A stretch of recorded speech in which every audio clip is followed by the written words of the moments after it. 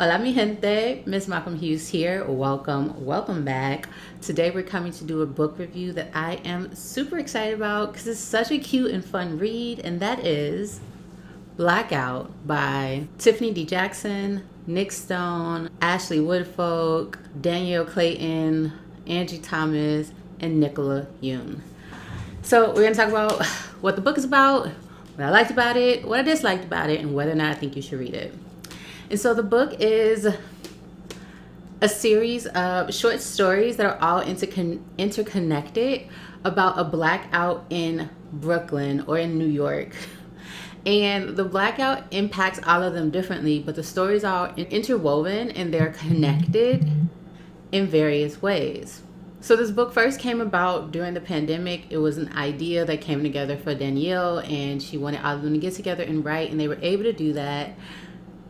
But then Tiffany D. Jackson has a story that is broken apart and it weaves in and out, but I really enjoyed it and I wasn't sure that I would, but we'll talk about it. A big reason again for this book was because Danielle's niece asked her, why don't black girls get to have big epic love stories? And so she wanted to give her niece that. Even as a grown adult black woman, I love that. It's so touching and I really did love the idea of this. So what did I like about it? I love that there were multiple stories and I will take them one by one. So the first one we have that is woven again in and out is titled The Long Walk by Tiffany D. Jackson. And we have two characters who are broken up, but they both end up in Harlem because they believe they've been selected for this internship. But they only have one spot available, so it's like, which one of us is it going to? But then the blackout happens and they need to get back to Brooklyn from Harlem, and so they have to take this long walk together. And during that time we watch them navigate the breakup and where they stand and how they feel about each other, and it was cute. Initially I was concerned because again, this story was woven in and out, but it was starts and stops. So at first I was so into the story that when the next one came, I was like, oh man, I really wanted to know where that one was going.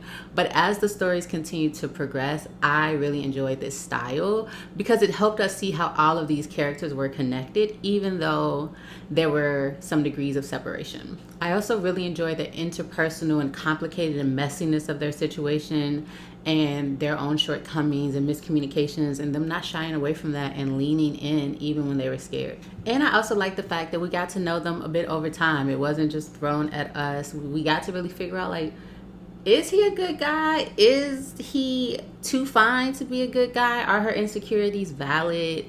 And what is happening with him? Is he in a relationship? Is he free to pursue this? What does she want? And I really enjoyed it. I really enjoyed the back and forth and the ebb and flow of it. So I also liked the resolution that we got with these characters. So that was a story I greatly enjoyed. Next up we had Mask Off by Nick Stone. Oh, this one was so good. We had a young male protagonist who is trying to figure out his sexual identity and come to terms with what he knows he feels, but doesn't necessarily want to acknowledge. And watching these characters so young but so mature, and one of them being so emotionally aware, and this takes place over time, so it starts in middle school and goes to senior year of high school, and just them coming together and how they're thrown together and being forced to care or acknowledge that caring. And then the secretive but known aspects of it, as far as they're at one point at a masked party that's specifically for gay men, and they both are not sure if the other one knows it's them. One of them is telling the truth about who he is, the other one is lying. So watching all of this come together, it was so cute.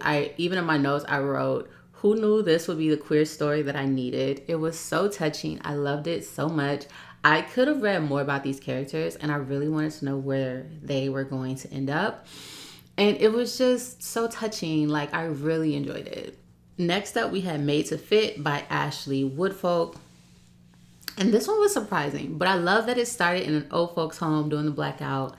And all the characters there were so touching, but we had our main character who's going through a complicated, murky friendship situationship. But her grandfather had been telling her all summer, you need to meet this girl at my job, like who works there. She comes, she brings her dog. She, she's like helping us out feel better. You need to meet her. I'm telling you, you will like her. And I think she likes the ladies too. Hint, hint. And so once they finally connect during this blackout, the other person, the granddaughter, has actually actively been trying to avoid her all summer because she just got her heart broken by someone she thought she had something with, and it wasn't what she thought it was. So she's not really sure if she's ready to get back out there. But as soon as she sees this person, it's fireworks, and we get to see like what happens and if the person feels mutually the same, and watching that glow and the story that the grandpa creates in order to get them to speak to each other. Old school G. We see how he was probably pulling them back in the day. It was so cute and well thought out, and I really enjoyed it. And I like, again, how certain aspects of this story connects others because of their grandparents are at that same home. So it was cute. I do like the creativity of like how these stories connected, because at first I was like, how are these going to flow? But they're doing it. Oh, this story, this next one, All the Great Love Stories by Danielle Clayton. Oh, so good. We have a young protagonist who, it actually starts with her observing our first couple, or those first two in the opening story, her observing them outside of the library, while her and her friend, her best friend, are sneaking into the library, and she sees them and she wonders what's going on with them. Are they in love? And she's also thinking about whether or not she'll ever have a great love story. And even as you're reading it, you see the like dynamic between her and her best friend. You're like, I wonder if it's right in front of your face. And so she has this anxiety the whole time because she wants to tell him something. But she's like, I just know this is going to change everything, and she doesn't know how it's going to go. So we watch her navigate that. They are also trying to make it to this block party in Brooklyn. So Twig is having this block party, and that's another piece that connects all of them. They're all trying to get to this party in Brooklyn. And so here again, same situation, but they're locked in the library. They do they've snuck into the library, and they're inside, and they're doing this competition of like, who can choose the best book ever written, and the winner gets this, and blah, blah, blah. But it's so cute, and we watch them navigate and come to terms with their feelings, and we watch her eventually get the courage, and does it work out the way that she wants it to, or like, how does he feel? And it's so freaking cute. And I really love the author's use of footnotes here as a mechanism of putting us inside of our protagonist's thoughts. I thought that was really, really nicely done. I hadn't really seen that before, and I thought that it was like a great usage of footnotes for that. And I really enjoyed it. Oof. This next one, No Sleep Till Brooklyn by Angie Thomas. All of these stories, I like that they were all unique in their own way, and they felt different even though they were connected. So this one, I have in my notes, I said, not she sitting next to Bae and her crush 4 seats away. Whew, that's like opening information that we get, and you're immediately like, what? That's tea. So it was really just a nice story of a young woman trying to figure out, what does she feel? Who is she? Who is she outside of this relationship that she's been in forever? Is this what she wants to continue? How does she actually feel about this new person who's caught her interest? And is it because that he reminds her of someone else, so she feels like she can be herself with him? And then they're trapped on this tour bus in New York, because they actually came from Mississippi to New York for their senior class trip. And so it's so cute because the dad actually ends up being the father of Tammy, one of the other protagonists from our stories. And so they're all, again, connected. And he eventually is like, I'm going to take y'all to this block party. So, again, everybody's getting to Twig's block party. But she's talking to him at some point, and he's like, you're young. Maybe you don't need to choose either of them right now, right? Maybe you need to give your heart time.